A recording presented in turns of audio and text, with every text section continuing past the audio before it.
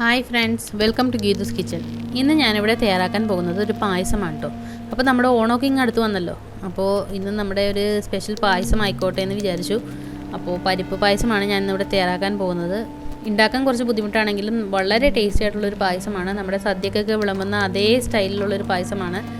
ഇതിവിടുത്തെ അമ്മച്ചിയുടെ ഒരു special recipe കൂടിയാണ്. അപ്പോൾ അതിനു മുമ്പ് എൻ്റെ ചാനൽ ഇതുവരെ സബ്സ്ക്രൈബ് ചെയ്തിട്ടില്ലെങ്കിൽ ഒന്ന് സബ്സ്ക്രൈബ് ചെയ്ത് സപ്പോർട്ട് ചെയ്യണം. കൂടെ നോട്ടിഫിക്കേഷനായി ആ ബെൽ ഐക്കൺ കൂടി ഒന്ന് ക്ലിക്ക് ചെയ്തേക്കണം കേട്ടോ. അപ്പോൾ ഞാനിവിടെ ഒരു കുക്കർ അടപ്പത്തേക്ക് വെച്ചിട്ടുണ്ട്. ഇനി നമുക്ക് ഇതിലേക്ക് കുറച്ച് നെയ്യ് ഒഴിച്ചു കൊടുക്കാം.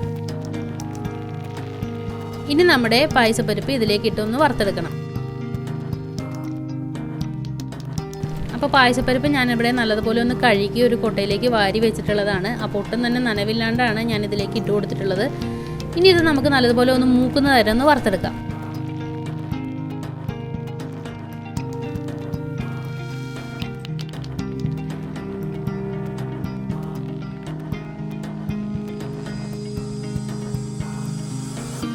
അപ്പോൾ നമ്മുടെ പായസപ്പരിപ്പ് നല്ലതുപോലെ ഒന്ന് മൂത്ത് വന്നിട്ടുണ്ട്. ഇനി നമുക്ക് ഇതിലേക്ക് കുറച്ച് രണ്ടാം പാലും കുറച്ച് മൂന്നാം പാലും കൂടി ചേർത്ത് ഇതൊന്ന് വേവിച്ചെടുക്കാം.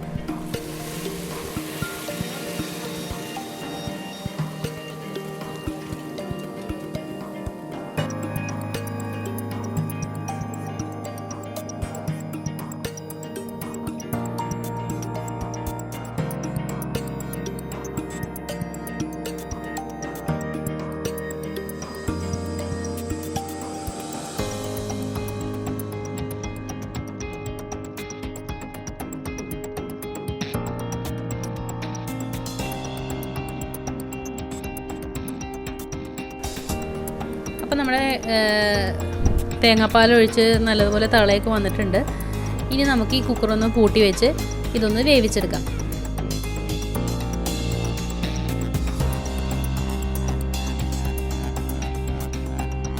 അപ്പോൾ ഒരു വിസിലടിച്ചതിന് ശേഷം 2-3 മിനിറ്റ് കഴിഞ്ഞപ്പോൾ ഓഫ് ചെയ്തിട്ടുള്ളതാണ്. അപ്പോൾ പരിപ്പിന് അത്രയും വേവുള്ളൂ, പെട്ടെന്ന് വെന്ത് കിട്ടും. ഒരുപാട് വേവിച്ച് കലക്കി കളയരുത്.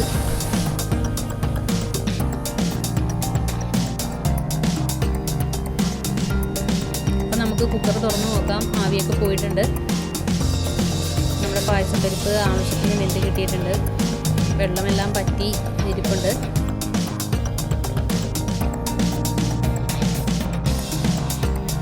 ഇനി നമുക്കിതൊരു ഉരുളിയിലേക്ക് പകർത്തി കൊടുക്കാം.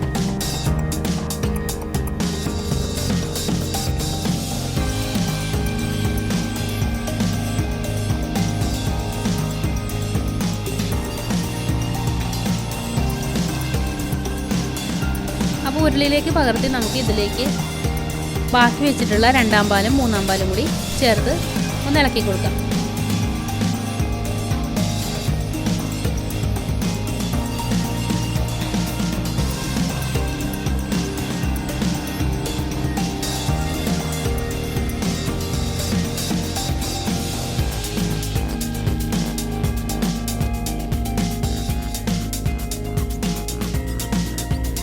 ഇതൊരു മിക്സിയിലേക്ക് ഞാനൊരു പാളയംകുടം പഴം അരിഞ്ഞതും കുറച്ച് ശർക്കര നീരും കൂടി ചേർത്ത് ഒന്നടിക്കാൻ പോവുകയാണ്. അപ്പോൾ നമ്മുടെ ഉരുളിയിലേക്ക് നമ്മുടെ ശർക്കര നീര് ചേർത്ത് കൊടുക്കണം. മധുരമൊക്കെ അവരവരുടെ ഇഷ്ടത്തിനനുസരിച്ച് ചേർത്ത് കൊടുക്കാം. ഞാനിവിടെ ഏകദേശം 1 കിലോളം തന്നെ ശർക്കര എടുത്തിട്ടുണ്ട്. കുറച്ച് വെള്ളം മാത്രം ഒഴിച്ചിട്ടാണ് ഞാൻ ശർക്കര ഉരുക്കിയെടുത്തിട്ടുള്ളത്. ഒരുപാട് വെള്ളം ഒഴിച്ച് ഉരുക്കിയെടുത്ത് കഴിഞ്ഞാൽ നമ്മുടെ പായസത്തിന് ഒരു കളറ് കിട്ടില്ല, വെളുത്തു പോകും പായസം.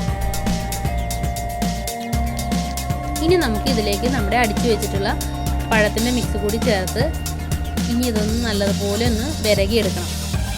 അപ്പോൾ ഇവിടെ മുതലാണ് ഈ പായസത്തിന് കുറച്ച് പണിയുള്ളത്. ഞാനിവിടെ ഏകദേശം ഒരു 1.25 മണിക്കൂറോളം നിന്ന് വിരകിയെടുത്താണ് ഈ പായസം ഉണ്ടാക്കിയിട്ടുള്ളത്. അപ്പോൾ ഇനി ഇതിങ്ങനെ ചെറിയ തീയിലിട്ട് ഇളക്കി എടുക്കണം. അപ്പോൾ ഇതാണ് ഈ ഒരു പ്രോസസ്സാണ് ഇതിൻ്റെ അകത്ത് ഏറ്റവും പാടുള്ളതും. ഈ ഒരു പരിപാടി തന്നെയാണ് ഇതിൻ്റെ അകത്ത് ഈ പായസത്തിന് ഏറ്റവും അധികം ടേസ്റ്റ് കൊടുക്കുന്നത്.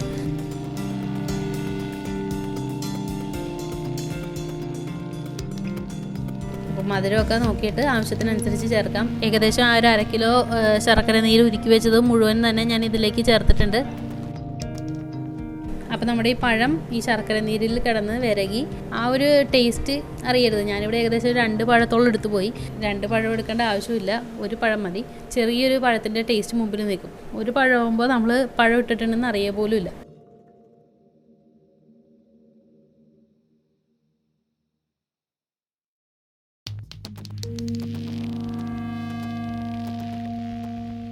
ഇനി ഇതിനകത്ത് കിടന്ന് നല്ലതുപോലെ ഒന്ന് വിരകിയെടുക്കണം. അപ്പോൾ ഇളക്കി കൊടുത്തുകൊണ്ടേ ഇരിക്കണം. അപ്പോൾ പരിപ്പൊക്കെ വെന്ത് കഴിയുമ്പോൾ അടിക്ക് പിടിക്കാൻ ചാൻസ് ഉണ്ട്.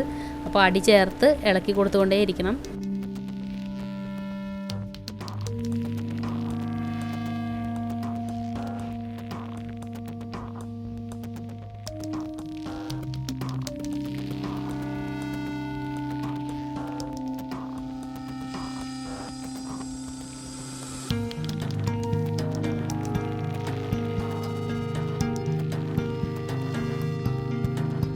അപ്പോൾ നമ്മുടെ പായസമൊക്കെ നല്ലതുപോലെ വിരകി വന്നിട്ടുണ്ട്. എന്താ ഇങ്ങനെ പൊട്ടി തെറിക്കുന്ന പാകമുണ്ടല്ലോ. അപ്പോൾ ഇത് നമ്മുടെ കയ്യിലോട്ടൊക്കെ ചെറുതായിട്ട് പൊട്ടി തെറിക്കാൻ തുടങ്ങും. അതാണ് ഈ പായസം പാകമായി എന്നുള്ള ഒരു സിഗ്നൽ.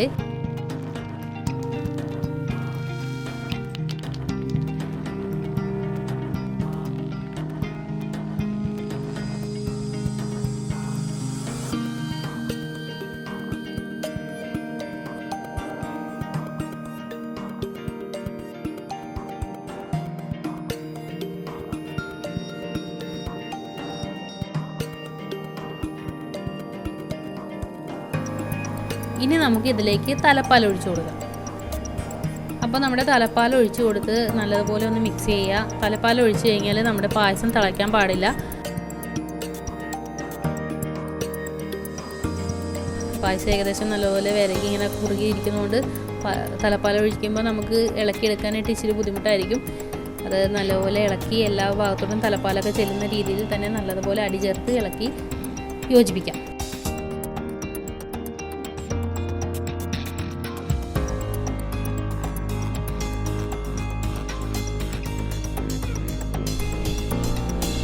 അപ്പോൾ നമ്മുടെ തലപ്പാൽ ഒഴിച്ച് കഴിഞ്ഞാൽ നമ്മുടെ പായസം പിന്നെ തിളയ്ക്കാൻ പാടില്ല.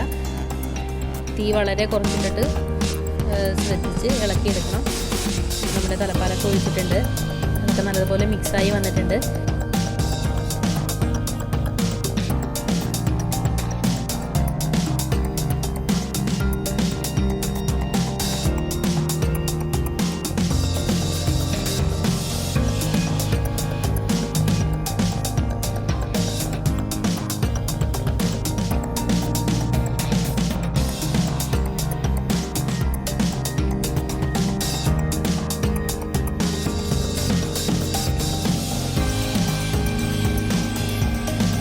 ഇനി നമുക്ക് ഇതിലേക്ക് ഞാനിവിടെ ഒരു കഷ്ണം ചുക്കും കുറച്ച് ജീരകവും ഏലക്കായും കൂടി പൊടിച്ച് അരിച്ചെടുത്തിട്ടുള്ളതാണിത്. കുറച്ച് പഞ്ചസാരയും കൂടി ചേർത്തിട്ട് മിക്സിയിലൊന്ന് പൊടിച്ചിട്ട് ഞാനിവിടെ അരിച്ചിട്ടാണ് ഇടുന്നത്. അപ്പോൾ ഏലക്ക കടിക്കുന്നത് എനിക്കത്ര ഇഷ്ടമല്ല, അതുകൊണ്ടാണ് ഞാനിവിടെ അരിച്ചെടുക്കുന്നത്. അതുകൂടി ഇട്ട് നല്ലതുപോലെ ഒന്ന് ഇളക്കി കൊടുക്കാം.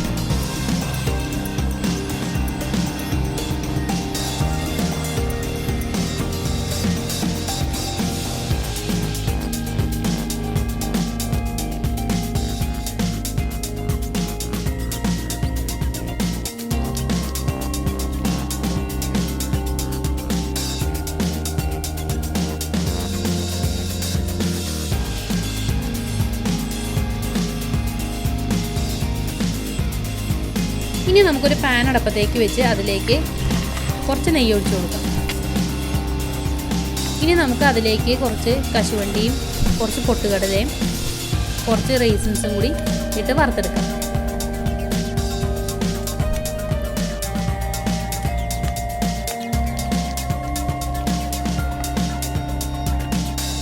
ഇനി നമുക്ക് അത് നമ്മുടെ പായസത്തിൻ്റെ മുകളിലേക്ക് ഇടാം. അപ്പോൾ നമ്മുടെ പായസത്തിൻ്റെ പരിപാടി കഴിഞ്ഞു. വളരെ ടേസ്റ്റി ആയിട്ടുള്ളൊരു പായസമാണ്. ഇനി ഇത് നല്ലതുപോലെ നമ്മുടെ ഈ കാഷ്നട്ടും പൊട്ടുകടലയും ഒക്കെ ഇടയ്ക്ക് കടിക്കുന്നത് വളരെ ടേസ്റ്റാണ്. ഇനി നമുക്കിത് നല്ലതുപോലെ ഒന്ന് ഇളക്കി യോജിപ്പിക്കാം.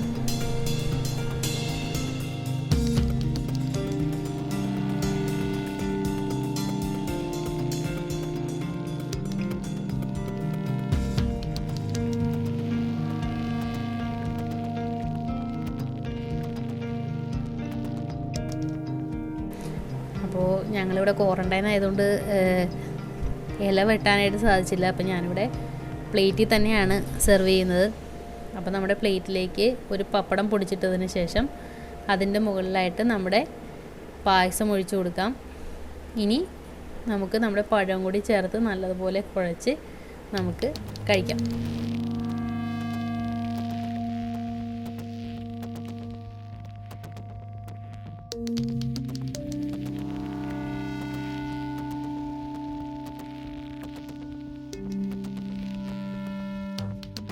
അപ്പോൾ വളരെ ടേസ്റ്റി ആയിട്ടുള്ളൊരു പായസമാണിത്. എല്ലാവരും ട്രൈ ചെയ്ത് നോക്കണം. ഇഷ്ടപ്പെട്ടാൽ ലൈക്ക് ചെയ്യണം. നിങ്ങളുടെ പ്രിയപ്പെട്ടവർക്ക് ഷെയർ ചെയ്ത് കൊടുക്കണം.